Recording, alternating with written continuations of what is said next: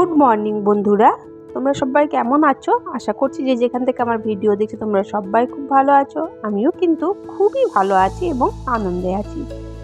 তোমরা দেখছো creation of Jhuma, আর ক্রিয়েশন অফ ঝুমা চ্যানেলে তোমরা সবাইকে স্বাগত জানিয়ে আজকের ব্লগটা শুরু করলাম।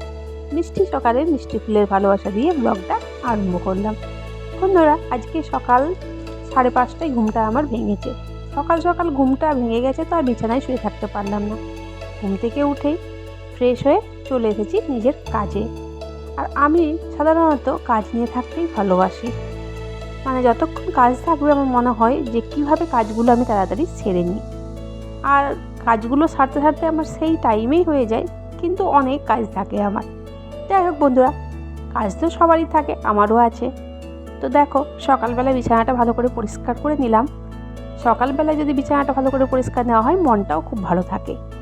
আর এই দেখো, আজকে সকালের একটা বিশেষ কাজ হলো আমার, এই যে বটিটা আছে, বটিটা ধার করা।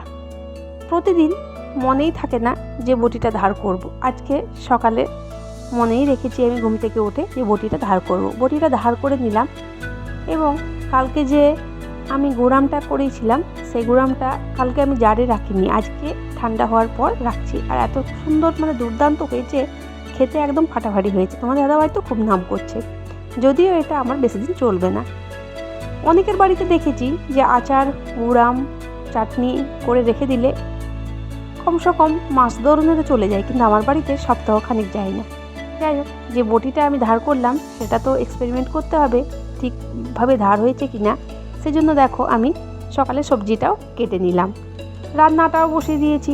যেহেতু আমাকে বাইরে যেতে হবে সেজন্য রান্নাটা চটপট করে সেরে একদিকে বাড়ির কাজ সেরে নিচ্ছি। কাপড় কাচার জন্য অনেক আছে, কিন্তু এখন কাপড়গুলো না কেচে যে দুটো নাইটি ছিল, বাসি নাইটি, সেগুলো ছেড়ে দিয়েছিলাম সকালে, আবার এগুলো মেলে দিলাম কেচে, নাহলে শুকোবে না।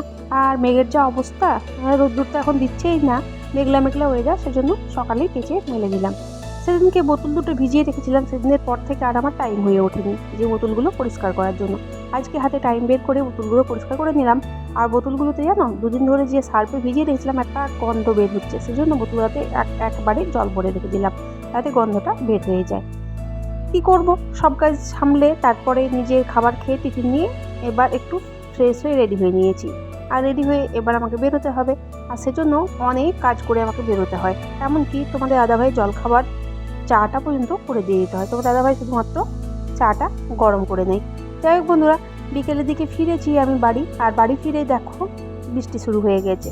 আর এখন প্রতিদিন তোমাদের সাথে বৃষ্টির ভিডিওটা আমি শেয়ার করছি এই জন্যই, যাতে দেখাচ্ছি যে গ্রীষ্মকালে প্রতিদিন কেমন বৃষ্টি হচ্ছে। ঠিক আছে, বৃষ্টি মানেই তো সন্ধ্যেবেলায় কিছু খাওয়া, সেজন্য পেঁয়াজ কেটে নিয়েছি এখানে। আর সব কিছু পেঁয়াজের মধ্যে বেসন আরও যা যা মশলা থাকে সব কিছু মিশিয়ে রেখে দেবো এখন এটা মেখে, কারণ এটা হবে পেঁয়াজি। তার আগে আমি সন্ধ্যেটা দিয়ে নেব, তো সেই জন্য ভালো করে মেখে একদম রেখে দিচ্ছি।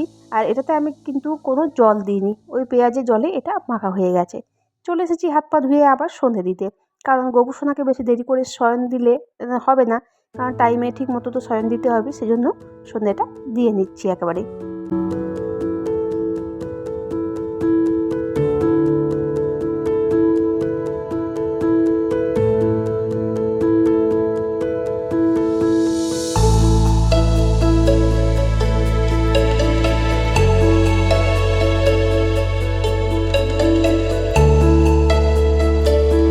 সন্ধেবাতি দিয়ে চলে এসেছি একেবারে রান্নাঘরে তোমাদেরকে দেখালাম না, বেশ করে পকোড়াগুলো ভেজে নেবো এবার। আর আমার কাজে থেকে ফিরে এসেও কিচ্ছু খাওয়া হয়নি, খিদে পেয়েছে প্রচণ্ড পরিমাণে। তো ভাবলাম যে না, একেবারে পকোড়াগুলো ভেজে জলখাবারটা সেরে নিই সবাই মিলে, তারপরে রাতের খাবারের দিকে যাব।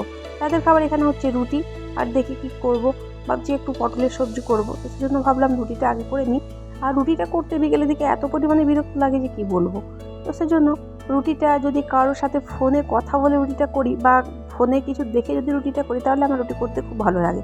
যাই হোক, আজকে সেটা দুটোর মধ্যে কোনোটাই করছি না, তোমার সাথে ভিডিও করে রুটিগুলো আজকে করছি। সেজন্য দেখো রুটিগুলো আমার কিন্তু বেলা হয়ে যাচ্ছে।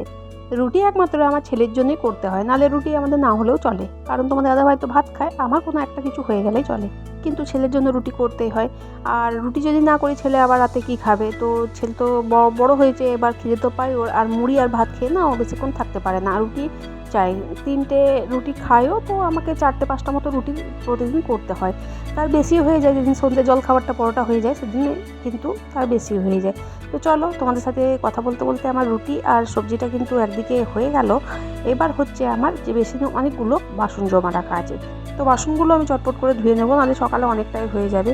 তো ঠিক আছে বন্ধুরা, আজকের ভিডিওটা আমি আর বেশি এগিয়ে নিয়ে যেতে পারছি না, আজকের ভিডিওটা আমি এখানেই শেষ করছি।